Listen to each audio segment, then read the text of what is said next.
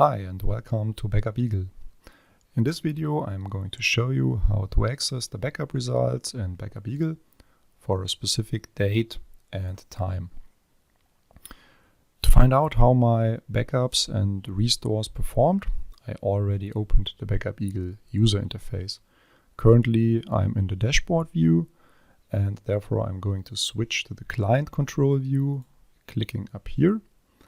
And here I can see the results of the backups and restores of the last backup day.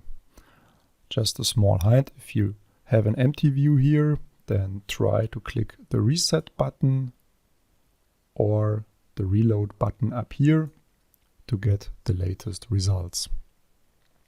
Currently the day view is showing. This gives us a list with a lot of details for each backup or restore. We see the server, the node, start time, end time, amount, and so on.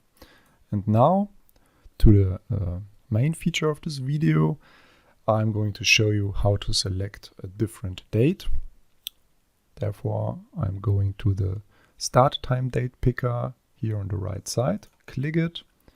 And as you can see, we're currently seeing results from the selected date, and I can easily pick another one here. And Backup Eagle is loading the results for this date and they are now on display. So this is the way to answer this common question: show me the backup results for a specific point in time that sometimes comes up by your colleagues, audit staff, or even by your customers. How long you can go back here in this date picker, this is controlled by the Backup Eagle retention settings.